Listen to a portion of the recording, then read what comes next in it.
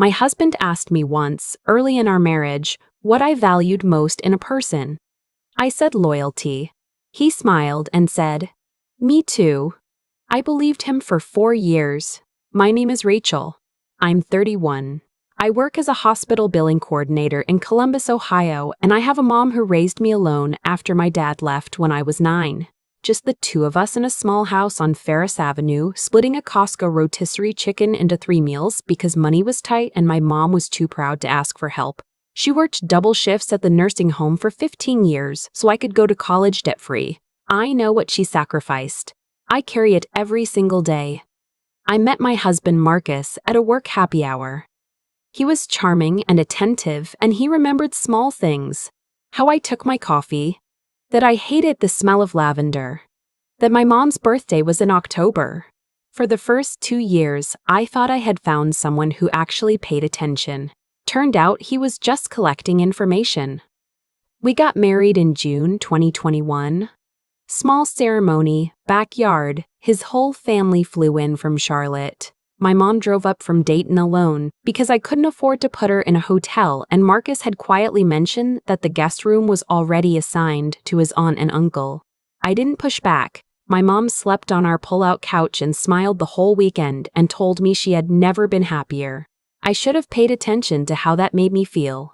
The first real crack showed in February of last year. My mom called me on a Tuesday afternoon, and even through the phone I could hear it. That thin, careful voice people use when they're trying not to worry you.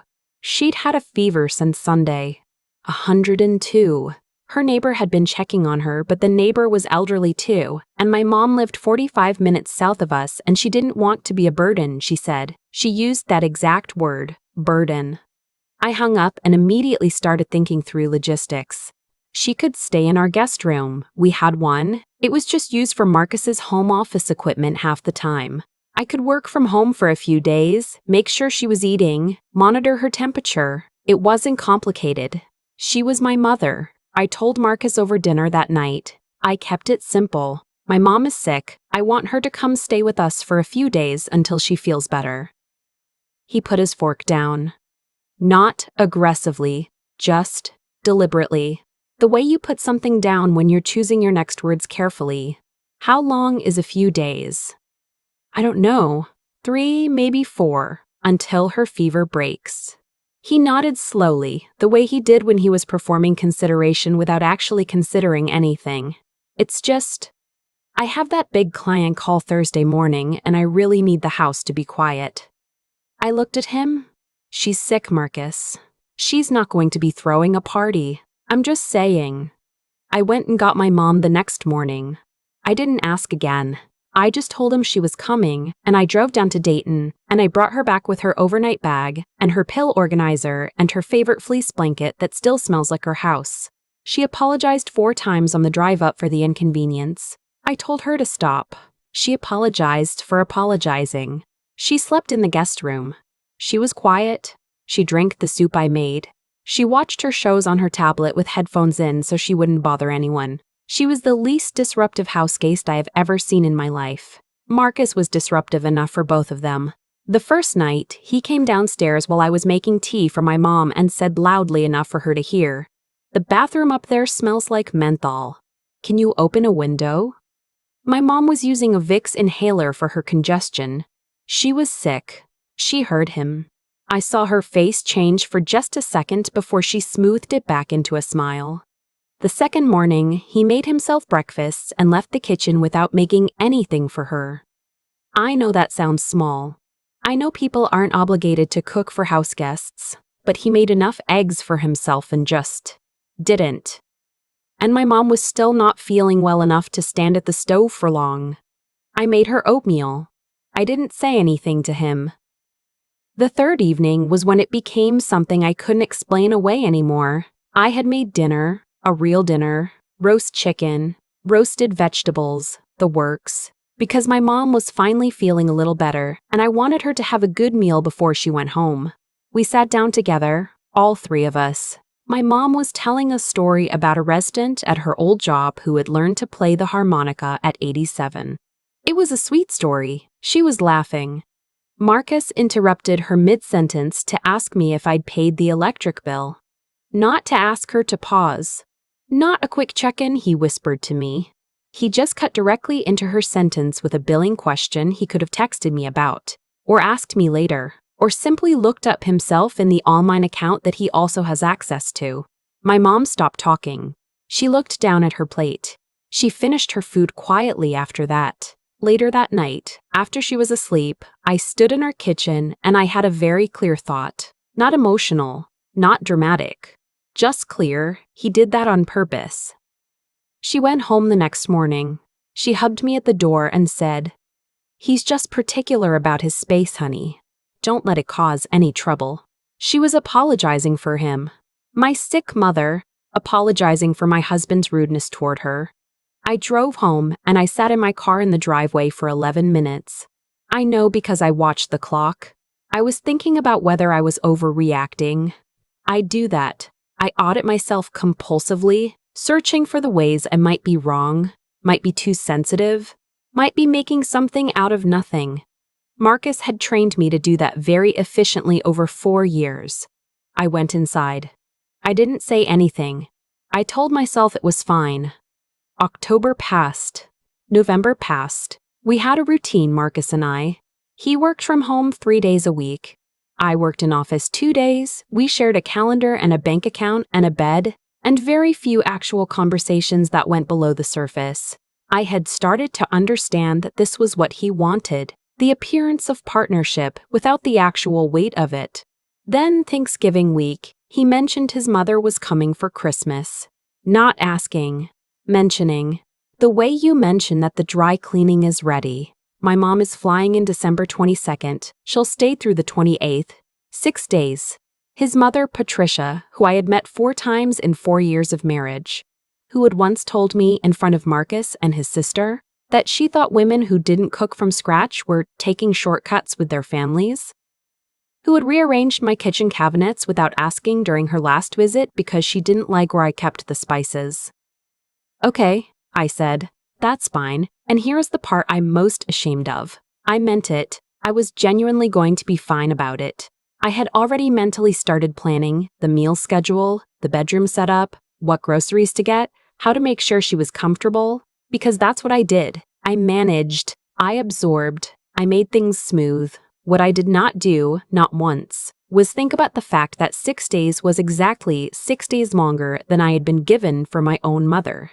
Patricia arrived on the 22nd at 3 p.m. Marcus took the afternoon off work to pick her up from the airport. The same man who had been irritated by the smell of menthol inhaler for 3 days stood at the arrival's gate for 40 minutes because her flight was delayed, and when he came home with her, he was carrying her luggage. He had never once carried my mother's bag.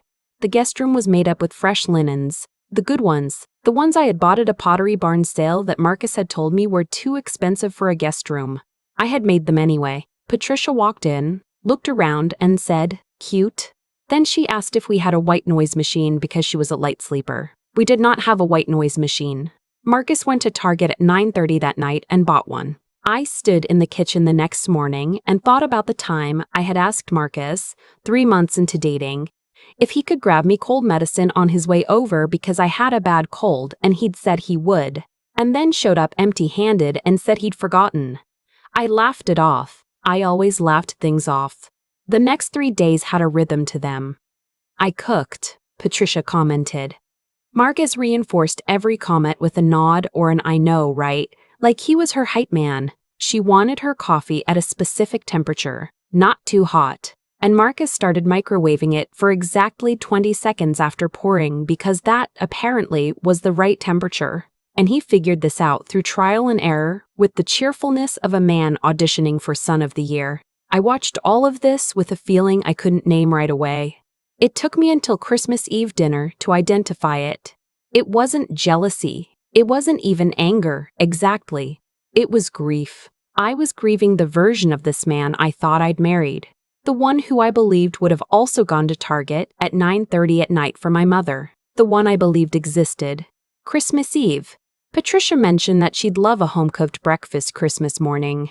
Eggs Benedict, if possible, because that's what we always had growing up. I made a mental note.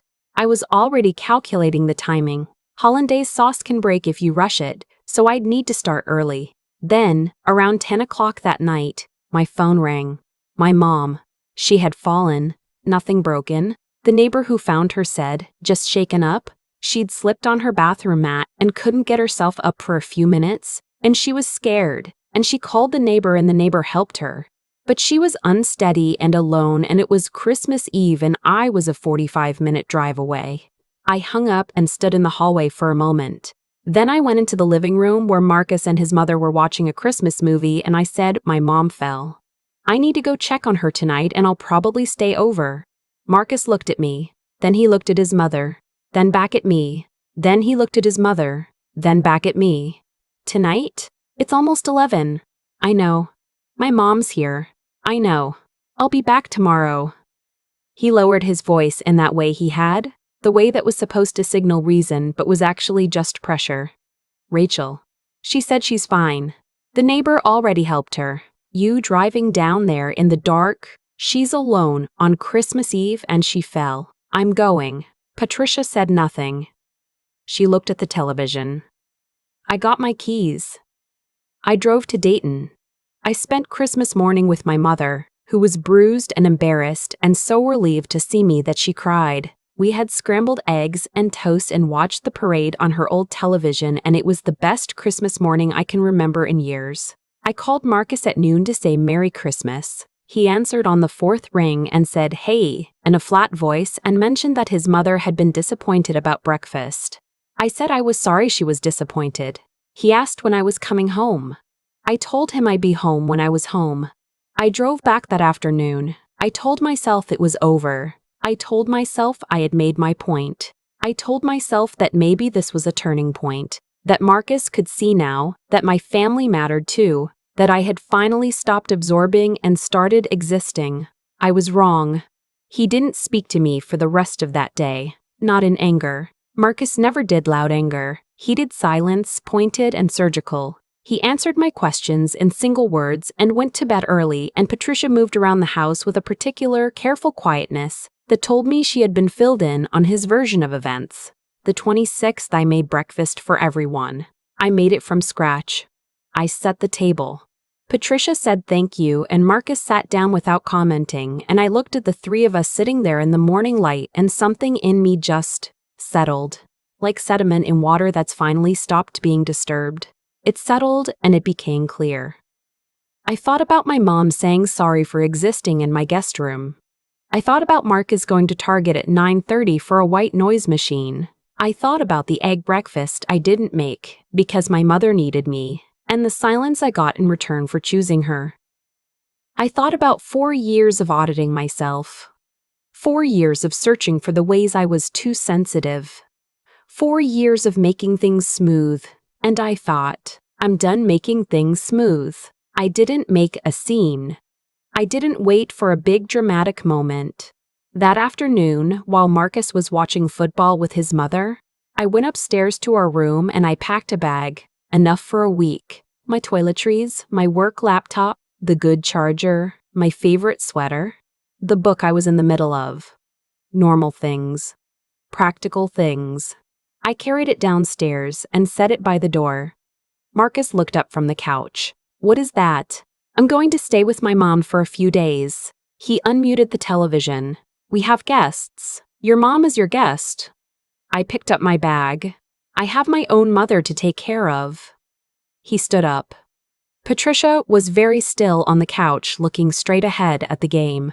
Rachel, come on. You're being dramatic. I turned around and I looked at him. I really looked at him. The way I had stopped letting myself look at him because it was easier not to see clearly. And I said, very calmly, you had 4 years to show me how you treat my mother. You showed me. I'm just doing the same math you did. He opened his mouth. Your mom arrived 6 days ago, I said. You took off work to pick her up. You bought a white noise machine at 10 at night. You haven't asked once about mine since she fell on Christmas Eve. I paused. I drove 45 minutes at 11 o'clock at night because she was alone and scared. You called it dramatic. I'm just wondering, what would you have called it if it were your mother? He didn't answer. He had an answer somewhere, I'm sure. Marcus always did, but it wasn't loading fast enough and I didn't wait for it. I said goodbye to Patricia, who to her credit looked uncomfortable. I picked up my bag. I walked out to my car in the cold Ohio December air, and I sat in the driver's seat for a moment, and I didn't feel dramatic. I didn't feel like I was making a mistake. I felt the opposite of that. I felt like someone who had just finally started telling the truth. I stayed with my mom for 5 days. We watched movies. I helped her put away her Christmas decorations. I made her real dinners. Not out of obligation. Not to manage anyone's expectations. Just because I wanted to and she deserved it. On the 4th night, she asked me if I was okay, and I said yes, and she said, "Rachel, in that way she has. That way that means try again." And I said, "I think I'm figuring some things out." She patted my hand and didn't push. Marcus texted on the 3rd day. Not a long message. Just, "When are you coming back? We should talk." We did eventually talk. We went to couples counseling for a while. I'm not going to tell you it fixed everything because it didn't. And I'm not going to tell you we're separated either because that's not where I am in this story right now. What I will tell you is that something changed in me that Christmas, and it has not changed back. I stopped apologizing for my mother's existence. I stopped grading myself on how smoothly I managed his comfort. I stopped treating, keeping the peace, like it was the same thing as having a marriage.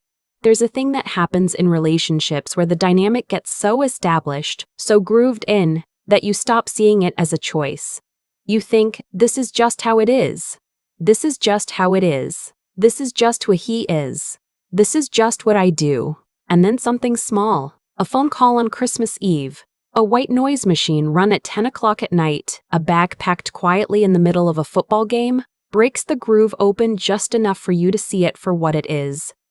And once you see it, you can't make yourself unsee it. My mom still has that fleece blanket, the one that smells like her house. When I visit her now, I sit on her couch under it, and I feel something I didn't feel for most of my 20s. Something I'd given away in small pieces without realizing it. Like I'm allowed to take up space. Like I don't have to apologize for needing anything at all. I'm telling you this because I know some of you are sitting with something similar. Not the exact story. Yours is yours, mine is mine.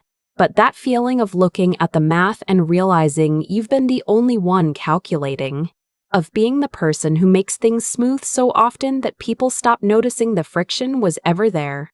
Of loving someone and slowly understanding that loving someone and being seen by them are not the same thing. You already know the answer. You've known for longer than you want to admit. The question is just whether you're ready to stop pretending you don't. I've spent a lot of time since that Christmas thinking about how things like this don't happen all at once. Nobody wakes up one morning inside a diminished version of their life. It builds slowly, quietly, in the small moments that you talk yourself out of taking seriously. The fork put down too deliberately. The breakfast made for one. The story interrupted by a billing question. Each thing small enough to explain away. All of them together, something else entirely. What happened with Marcus wasn't a mystery. It was just math I'd been refusing to do. The cause was never one dramatic event. It was 4 years of me treating his comfort as the default and mine as the exception. Every time I absorbed something without naming it. I was teaching him that it didn't need to be named. Every time I smoothed something over, I was telling him the friction wasn't real. I made myself so low maintenance about the things that actually mattered to me that he genuinely stopped believing those things mattered. That wasn't his fault alone. I participated in it. That's the part I had to sit with. The night I drove to Dayton, the night my mom needed me and I went, that wasn't a dramatic act. It was just an honest one. And I think that's why it hit Marcus the way it did. Not because I raised my voice or made accusations. Because I stopped pretending. The clarity of one simple, inarguable choice. My mother fell. I went to her, cut through 4 years of managed ambiguity in about 30 seconds. He didn't have a counter-argument because there wasn't one. There's no version of fairness in which a white noise machine run at 10 o'clock at night is a reasonable standard for his mother, but 11 p.m. on Christmas Eve is dramatic for mine. He knew it. That's why he went quiet. I think about my mom on that pull-out couch at our wedding weekend, smiling the whole time, not asking for anything. I think about how I saw that and filed it somewhere and did not examine it, because examining it would have required me to make a choice I wasn't ready to make yet. Wisdom isn't knowing the right thing. It's being willing to look clearly at what you already know. I wasn't ready to look clearly for a long time. Courage isn't always loud. Sometimes it's just a bag packed in a quiet bedroom while a football game plays downstairs. Sometimes it's choosing one honest action over 100 comfortable silences. I wasn't brave the night I left. I was just finally tired of the alternative. But I've learned that most real courage feels like that. Not heroic. Just tired enough of the wrong thing to finally try the right one. The thing I want to carry forward. The thing I think is actually worth holding on to. Is this: the way someone treats the people you love when there's nothing in it for them tells you everything. Not what they say about loyalty. Not how they act at the beginning when everything is easy. Watch what they do when your mother is sick and inconvenient. Watch whether they show up and for whom and when. That will tell you more than 4 years of dinner conversation ever could. I'm still figuring out what comes next for Marcus and me. But I know this much: I am not going back to being the person who apologized for her mother's existence. That woman is gone, and I don't miss her at all.